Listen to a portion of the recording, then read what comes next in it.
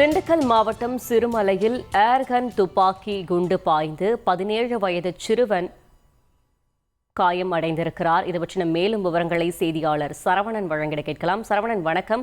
இந்த சம்பவம் தொடர்பான முழு விவரங்கள். திண்டுக்கல் மாவட்டம் நத்தம் அருகே உள்ள பெரிய முளையூர் பகுதி. எப்போதுமே விதி மேல பழி போடாதீங்க. இங்க ஒருத்தர் மெழுகுவர்த்தி பிசினஸ் செஞ்சு 20 லட்சம் ரூபாய் சம்பாதிக்கிறாரு. எப்படின்னு தெரிஞ்சுக்க ஃப்ரீடம் ஆப்பை டவுன்லோட் பண்ணுங்க.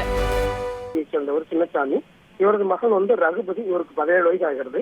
இந்த நிலையில சின்னசாமியும் அவரது மனைவியும் திண்டுக்கல் மாவட்டம் சிறுமலை பகுதியில் இருக்கக்கூடிய தென்மலை பகுதியில ஒரு காப்பி தோட்டத்துல தங்கி வேலை பார்க்கறாங்க.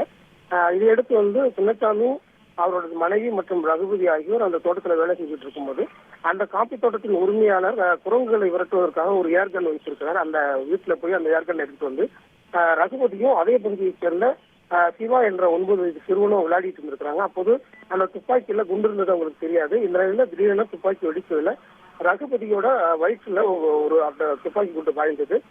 இதையடுத்து அவர் படுகாயம் ஏற்பட்ட நிலையில அவரை திண்டுக்கல் தனியார் மருத்துவமனையில சிகிச்சைக்காக அனுமதிக்கப்பட்டனர். இந்த நிலையில இந்த விஷயம் நேற்று தான் வெளிவந்தது.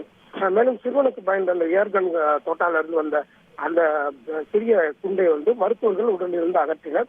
இந்த சம்பவம் குறித்து தகவல் அறிந்ததும் திண்டுக்கல் தாலுகா போலீசார் தற்போது தனியார் மருத்துவமனையில சம்பந்தப்பட்ட சம்பவம் குறித்து தொடர்ந்து விசாரணை மேற்கொண்டு வருகின்றனர்.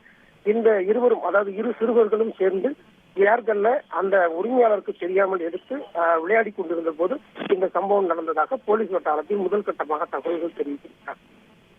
தகவல்களுக்கு நன்றி சரவணன்.